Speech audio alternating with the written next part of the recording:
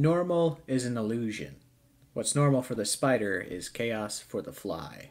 Morticia Adams. Violent Vice contains graphic and explicit content which may not be suitable for some listeners. Listener discretion is advised.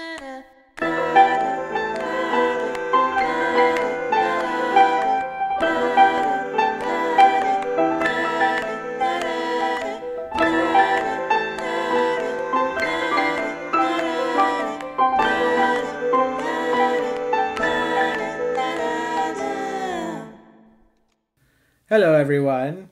Welcome to Violent Vice. I'm John, And I'm Audi. and we're here to tell some creepy stories.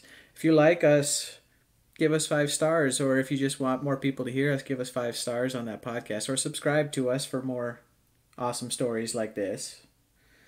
And today, we're going to be talking about the infamous Rasputin.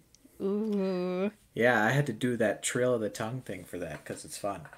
So, most people, including you, Audie, have at least heard of Rasputin. Yes, I have. And he's such an interesting character.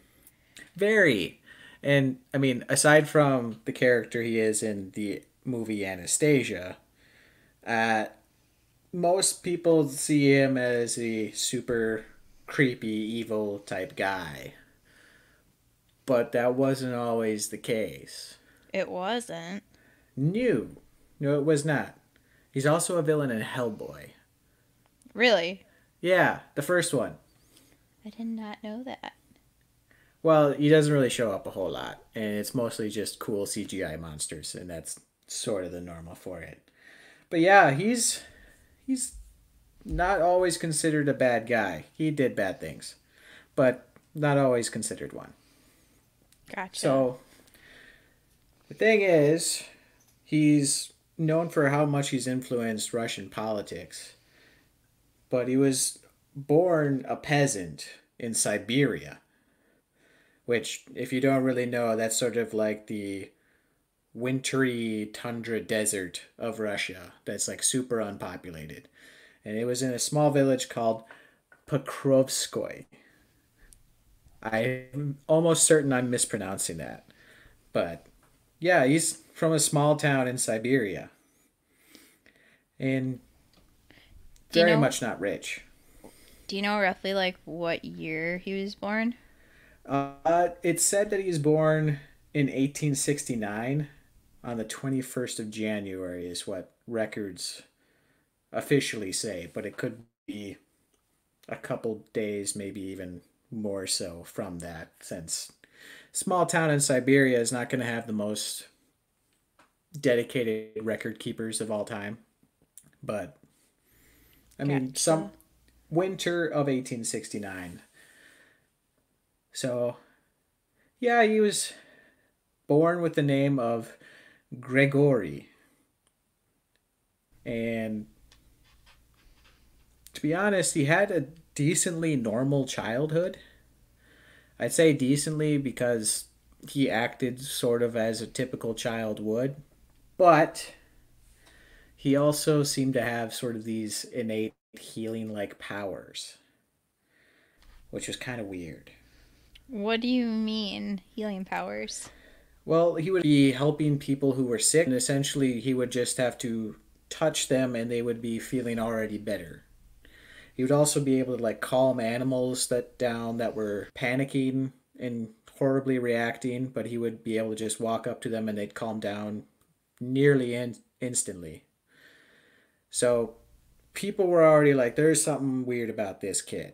But that's pretty cool. Yeah.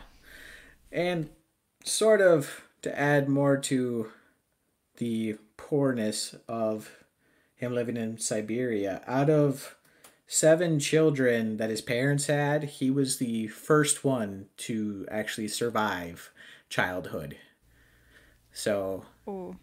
yeah. But like you said, though, Siberia is not really a very populated place. Not very populated, and it's very inhospitable. Yeah. As he started to get older and older, more of these sort of healing miracles would happen. And many people started to either go one way or another with why he's able to do this. Either he was blessed by God or he was a demon in disguise. Like, even as a child, they're starting to get this controversy, like polar opposites, if he's a really good person or a really bad person. Oh, weird. Yeah. You figure it'd go one way or another. Yeah, at least leaning one way, more so.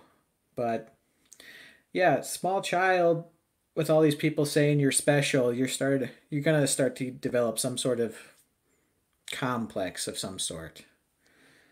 And Yeah, that would be typical. right, I mean, people are always telling children these days that they're special, but like he's performing miracles essentially in a very poor and destitute town. So That's you might pretty. have like more credibility to that sort of special type feeling, I guess. Yeah, I was gonna say that's pretty special, especially for the area. Yeah. But that's his early childhood. In his teen years, he's pretty much a typical kind of teen. Like, well, like not very well behaved, very rude, often getting himself into trouble all the time. The rebellious teen years, pretty typical. Yeah, Kind of how he reacted throughout most of his young adult life. Uh, he did end up getting married. he did. Yes. Essentially, once he was of marrying age, he married a woman from his hometown. They had 4 kids. And during that time, he would often get into drunken brawls and was often cheating on his wife with both prostitutes and well distinguished women. That's what I was gonna say because I remember him or something about him sleeping around a lot. So that's why I was surprised he was Yeah. married. It did kind of start early, but like he was married first before he started doing all these kind of things. And he started to get even more into trouble, and he was actually caught stealing a horse and was labeled a horse thief. And instead of getting caught and turned himself in, he sort of used as much as he could, like what he had available to essentially escape capture, and went to this monastery, sort of like seeking sanctuary. It's just like, I'm in this now. You can't arrest me. I'm changing my ways and whatnot. Got it. And that was a church of the Eastern Orthodox Church. So back then it was pretty much like just Catholic or Eastern Orthodox. Eastern Orthodox was the way they went with that. Okay. And at this time, going there, he didn't know how to read, didn't know how to write. He was a peasant from a poor Siberian area. And while he was here, he actually did put some effort into changing his ways. And when he kind of demonstrated his healing abilities, the people there um, actually thought that maybe he was the second coming of Christ. I was gonna say with all his like healing capabilities and like calming of animals and all that stuff. I mean, for the time period, I'm surprised it wasn't brought up earlier. Yeah, well, like people were already on that divide of Christ Antichrist type thing, but he started to like show signs of like actual divine insight type things. Started making like predictions that would happen, and would often take these long walks and traverse the countryside there, which inevitably led him to this essentially offshoot of Orthodox Church that was a cult that would purge their sins doing a ritualistic type purge, getting all their sin out in one place. By how? Well, they would often dance until collapse, beat themselves or cause pain to themselves to sort of atone for their sins. And during all this stuff, when they would finally collapse, the person they were next to is who they would then have sex with and sort of get that sin out. through that way. And Oh, this Cleste, or Clesti, Clestis, many different names. But was that the cult name or the name of the ritual? the cult name. Okay. And yeah, it sort of played into him being still very sexual and very pious at the same time. So it seemed to click very well for him. Well, I bet. I mean, if you start it though too, you can kind of make your own. Yeah. And after he sort of really embraced this kind of new lifestyle, he became this nomadic preacher. And he would travel to holy sites like in Jerusalem and Italy and all these different places essentially around the Mediterranean. And instead of begging for coin, which wasn't allowed, he would essentially offer, I guess, wisdom, preach, and cause himself pain to show his piety to all these different rituals that he had. And again, still like doing the occasional like miracle of healing of some sort. But he charged for it. But every once in a while, not often, they would offer to pay him to do these things, and then he would accept. And usually it was in some sort of form of food or just a place to stay while he was traveling. Got it. Yeah, so he started to develop this name of a mystic healer type stuff. More so along the lines of like an occult type thing. And also at this time was a time where heroin and opium and cocaine was used as medicine, and developed himself an addiction to these hallucinogenic type drugs, which added more to his like prophetic vision type things. But not really So, good for his health. you'd be surprised. I'm guessing it did a lot more for his health than he expected, but it also didn't do so well for his sanity. So, probably did good for his body, but not for his mind. But after all these nomadic travelings and whatnot, he actually traveled back to his wife, and inside his basement, a new gathering place for these Clistes rituals to happen. His wife's basement or his basement? Technically, it was his, Oh. but it was where his family was living, Oh. Not a and he good would have. environment to raise kids around, though. Well, they weren't as young anymore because he was gone for a few years. Oh, okay. So yeah, it was here where more and more of his followers and I guess just more people would join in these rituals and stuff. But I guess during one of these rituals, he received a vision that he needed to help the Tsar of Russia. So he traveled to St. Petersburg.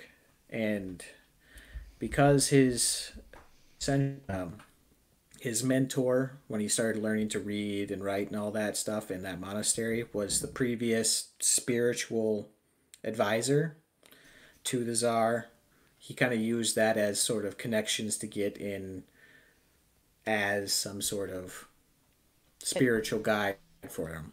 got it. And the weird thing is, um, these women that were married into the noble families of the Tsar, they were called the two Raven sisters, who weren't native Russians but were still part of the Russian nobility because of marriage.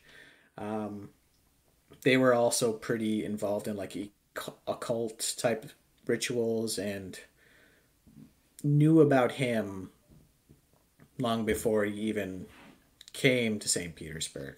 Did they participate, I guess, in his rituals before St. Petersburg? Um, Not confirmed, Okay. but they were well aware of his magical healing abilities and whatnot.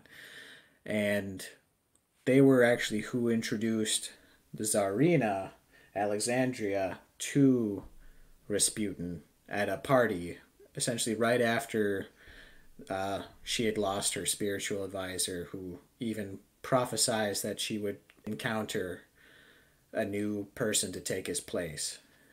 Like, very, like, somehow coincided, like, lining up perfectly. Got it. And she met him at just this party, and being the way he was, he almost never bathed truly and would reek constantly. It was Gross.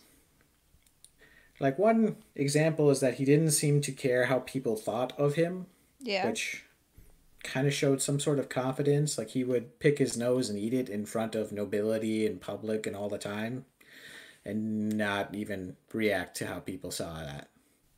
Still So, gross though. oh, very much, yes. But the Tsarina was looking for someone to heal her son, Alexei, who was a hemophiliac. I think that's the right word. But essentially, where he would start bleeding and would continue to bleed because his blood doesn't clot. So thin blood, is that from like a lack of iron, or do you know what it? I don't know what it comes from, but those of like most inbreeding type nobility tend to have that sort of problem. So those that try to keep pure bloodlines tend to have something along those Okay. problems. But he received a cut one day, and doctors weren't able to stop the blood at all. And like, he was almost certainly going to die when Rasputin showed up saying he needed to see the prince because he needed to help him. Now, the royalty thought this was very strange because they'd have no idea how he could know about such a thing happening, or like such news getting out, since they almost never told anybody about this condition with Alexei. But some theorists say that it was because of the Raven sisters that ended up telling Rasputin about this, which is why he went there and somehow knew the unknowable. But this only convinced the Tsarina even more that this guy was truly spiritually guided. Yeah, would make sense. But essentially, Alexei was bleeding. The doctors couldn't exactly help. They would do all the different sort of medicines to help with pain and everything. And when he arrived, he essentially told the doctors to leave, and later Alexei was able to heal. So essentially, doctors were trying for hours. Rasputin kicked him out, and he fixed the problem, which even more strengthened the Tsarina's belief that this man was spiritually blessed. Yeah, especially if the doctors couldn't. Yeah. But the thing is, a lot of like doctors these days and people that study the hemophilia type problem said that most doctors in that time would essentially prescribe aspirin to help with pain, and it's a blood thinner, which would only worsen the problem. So he thinks that essentially Rasputin getting rid of the doctors giving him aspirin probably helped more than anything else. So some science in there. There's maybe not wholly, but possibly. And with this, performing the impossible to the Tsarina, he essentially became the dignified, spiritual, and a sort of mystic guide for the Romanov family. And he would essentially come in and check on Alexei every week and spend a lot of time in the castle, which is where a lot of these rumors were him and the Tsarina were a secret couple. But descriptions of the Tsarina would show that she almost definitely wasn't. Well, Cause, like if she was very spiritual though, and did some of his spiritual cleansing. I mean, like, you could see how the rumor got started, but how do you mean, like, the descriptions of her mean she wasn't? With her personality, like she was very prudish and very proper and very like dedicated to her duty as the Tsarina. So they wouldn't allow her to be unfaithful to her husband, and she wouldn't essentially succumb to this like any sort of charismatic type person trying to sleep with her. But that's most of how people would have described her, and they also found that a lot of these rumors were essentially just hearsay with him showing up every week. Got it. Also, he smelled really gross, so I mean, stay away from that. See, that's where my mind went. But that's it sort of just made sense for both reasons. How one would take each one. And with him there so often, he did often spend time with not just Alexei, but with the rest of the Romanov children as well. Okay. And even started to refer to the Tsar and Tsarina as mom and dad. Because, Weird. yeah, a little. And would often, like those days where he would go there, he would often spend the night and essentially help instruct the children as well with reading them stories and spending a lot of extra time with them, which several nannies would point out was upsetting to them or something weird about it. One even accused him of raping her, which the Tsarina couldn't comprehend and had her fired. And another one was fired because she said that Rasputin was spending too much time like closely with the older Romanov daughters. Ooh. Yeah, but all the children defended Rasputin, and they said how mean the nanny was to them, so she was also fired. Yeah, but like at the same time, like if he's a charismatic, manipulative man, Mm-hmm. I forget what show it is on Netflix. You can they can kind of just manipulate that person into thinking like, oh, I need to defend like See, basically the rapist, and yeah, that was kind of where my mind went with that as well. yeah. And I mean, you spend a lot of time with these very impressionable. That would only make it even easier for him, I assume. Yeah. But that's most of what he had involved with the Romanovs, at Oh, least starting out. it's called Abducted in Plain Sight. Oh, I That haven't one. seen it. Yeah, it's a little creepy and crazy. Yeah, but I should kind of point out that these visits to the Romanovs, they were only once a week, so what he did in the other days of the week was more along the lines of what he did before. He True. would have these sort of potluck parties for like occult enthusiasts, which usually was only women, where they would essentially all gather, start to eat, and while Rasputin was under the influence of some either alcohol as well as some hallucinatory drugs, he would essentially just sit there and stare until he started to mumble, in which essentially all the rest of the party goers would stop their conversations and just listen to him intently.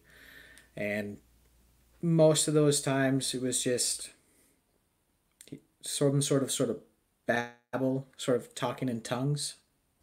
Yeah. And a lot of times it would also just be scripture verses as well as some sort of great wisdom type words. So good quote type things that Okay. would only make them more enthralled that this guy was some sort of mystical, almost full on return of the Messiah. So these people were very much on the he's the second coming of Christ. And usually one or two of them would stay afterwards that he would designate to stay with him and sleep with him later that night. Okay. So, yeah. Yeah. Okay.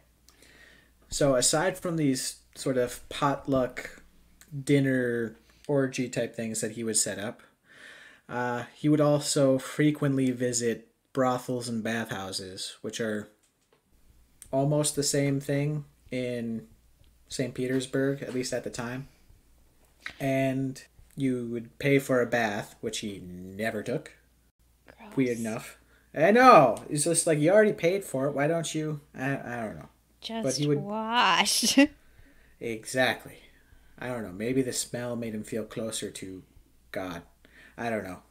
But it's so unattractive. You would think so, but with all of these like aristocratic women, as well as essentially the emperors of Russia being in close proximity to him all the time, is just how did this smell not bother them unless it was relatively common? True, true. So that's my only excuse for that. But so he'd visit the palace, he'd have these potluck type orgies, and he would visit these bathhouse brothels, and he would hire these prostitutes. He would beat himself to beat the sin out of himself, and then beat the prostitute to beat the sin out of them, and then sleep with them. I would like just refuse if I was said prostitute. I know, but also it seems almost out of order to do that. Yeah. It's just like you're punishing yourself for things you're about to do. I don't. The logic doesn't quite follow for me, but he was also very drugged up almost constantly. But he would often leave these women in a very bad state. I could imagine. Yes. And this part ended up being where most people started viewing him the most as a potential antichrist and started to get more and more bad reputation while also simultaneously having a good reputation with nobility. So the people didn't like him, but the nobles relatively did. But it was a weird time, very divided almost constantly throughout his life on people's opinions of this guy. Yeah. But this brought to the attention a lot of people that did, at least at once, work in the working girl profession at some point. And while he was away from St. Petersburg, there's actually a former prostitute that attempted to assassinate him the first time.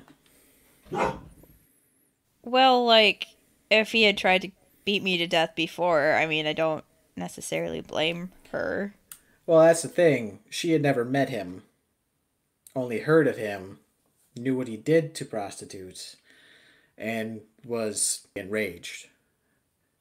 And she was also a bit of a drinker herself.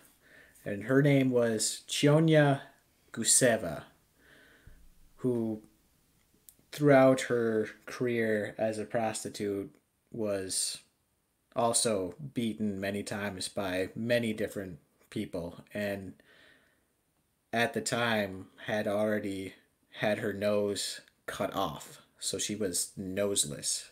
What? I know. I What? I know. It So she had a lot of reason to be upset at people who did these sort of things. And she was in his hometown of Pokrovskoy, which he was then visiting, saw him, and then stabbed him in the gut. He was brought to a surgeon who was able to stitch him up and get him back to normal.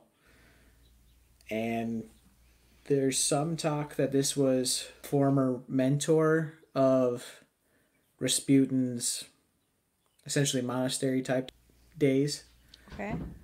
that influenced Chionia to do this, but in the end, there wasn't any good evidence to suggest this, and she was later found insane and was held in an asylum. So, this was the first essentially outward action by the public to remove Rasputin from the whole influence over the empire and the people reacting to what it's doing. Okay. Gotcha.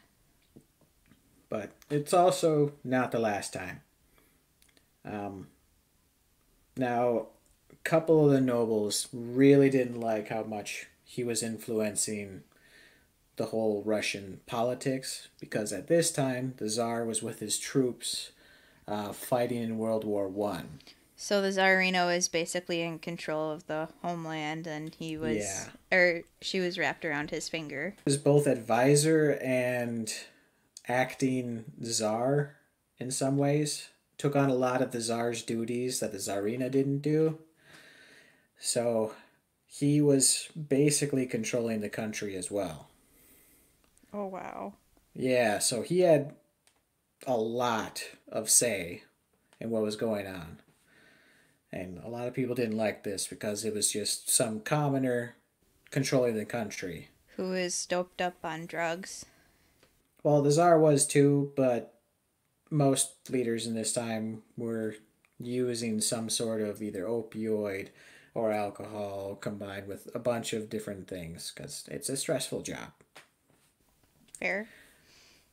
Now, one particular noble who was essentially a prince, as he was married to the Tsar's niece, Felix Yusupov, and a few other noble men as well. But Yusupov was essentially the ringleader of this whole thing. Essentially invited Rasputin to his house, and this was the 30th of December in 1916, to talk with Rasputin about possible, I guess, laws or policies that he should be doing, but essentially was just inviting him over for dinner type thing. Yeah, like a political dinner. Yes, but the thing is, it was also very late at night. So, like right around midnight is when they arrived at Yusupov's home. So, Yusupov and his buddies brought Rasputin down to this basement meeting area type thing. Sort of like a den, but still had table and refreshments and everything. Okay. And offered him some of these essentially cakes and tea just to eat while they were talking. But all of these things were laced with cyanide. Okay. Uh, Initially, Rasputin was essentially not on board eating any of these things. But after a while, he did begin to eat all of these different poisoned items. And he didn't appear to be affected by it at all, which kind of threw Yusupov a bit off. And also then offered him wine, Madeira wine. Not exactly sure what that is specifically, but he had also laced that with cyanide as well. So Rasputin ate a lot of cyanide. Yes, he ate things with cyanide, he drank things with cyanides, and had 3 glasses of wine, all with cyanide in it, and was still fine. Okay. A little drunk, but fine. So about 2:30 in the morning, Yusupov was just a little bit like this shouldn't be happening, and he has to fix it completely. He went going upstairs, getting a revolver, and then coming back down, pointing it straight at Rasputin, who didn't even react.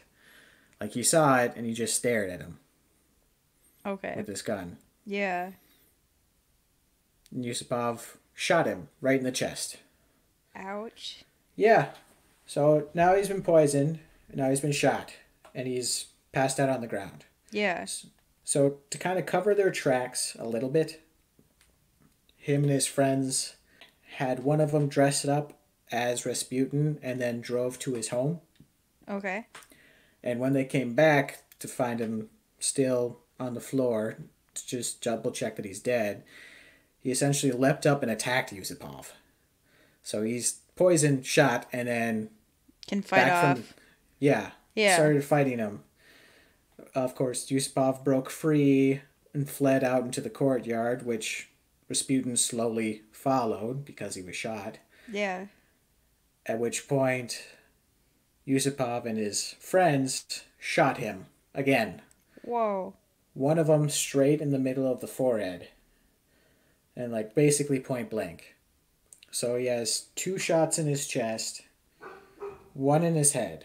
And he's not dead yet? He wasn't moving at all. And nobody seemed to be like thinking he was awake at all. So they wrapped him up in just this large cloth, shoved him in the back of a trunk, drove a while to this Petrovsky bridge, and then dropped him off into the river through a hole in the ice that was likely made by a fisherman. Okay. And essentially, the story went out almost immediately that these people murdered Rasputin, and many people were well aware that he was killed before they even found his body. And this is where a lot of controversy happens, because some reports say that certain things happen and some report other things. The thing is, depending on how the story played out in your mind, it was still weird no matter what. So the coroner had stated in several different places, different coroners as well, that he was found with water in his lungs farther down the river, as well as other people said that they witnessed a body thrashing in the river that was essentially frozen over. So he was alive because the water was in the lungs, therefore he was taking water in the lungs. So he somehow managed to survive those 2 gunshot wounds? the 3 now. 3. So 2 in the chest, 1 in the head, Okay.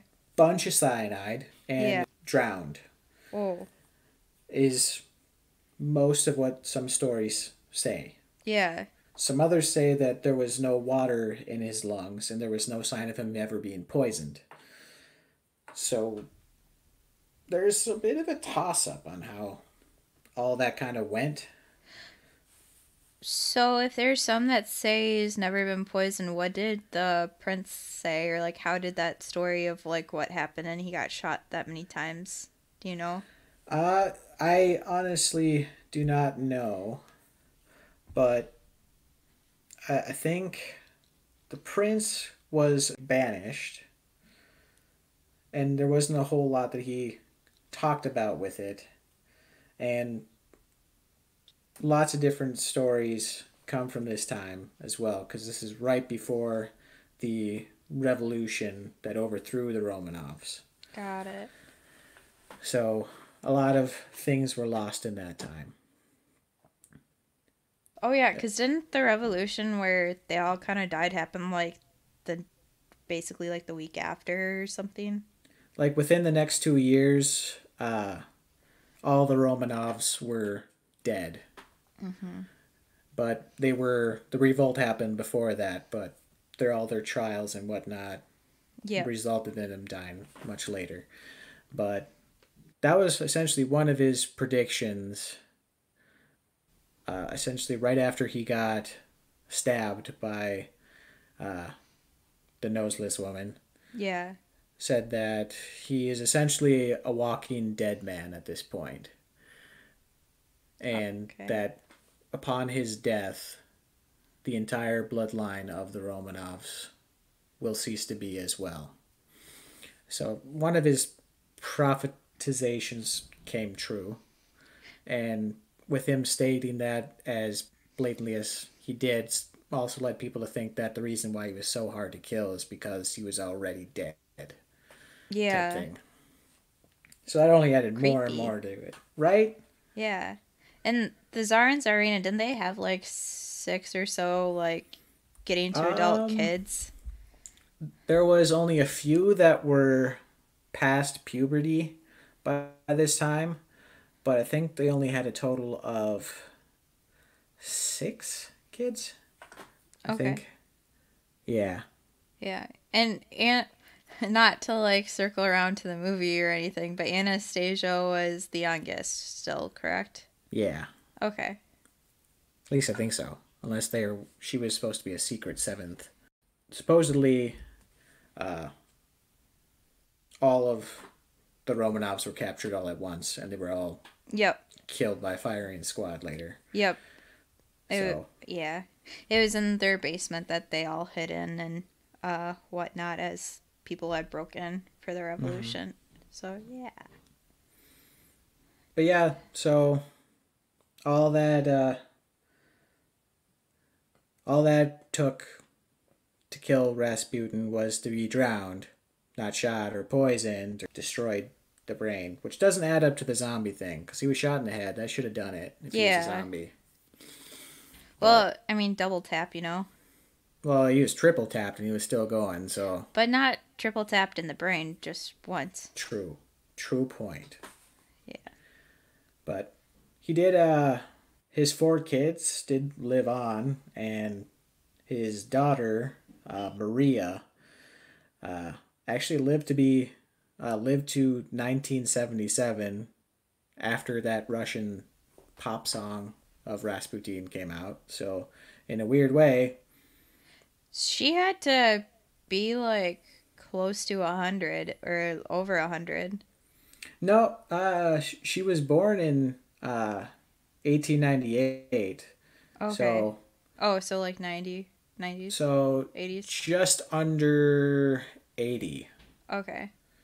I think. Yeah. But she was also a dancer and a lion tamer in a circus, so she lived a pretty cool life. A pretty exciting life, sounds like. Yeah, but also her dad was like never around. So Yeah. yeah, that's the story of Rasputin, and yeah, it's kind of weird, creepy. Can't really fully explain everything, but some things can be. They did find the body, right? Because you were talking about the Yes, coroners. Okay. yes, it was found further down the river.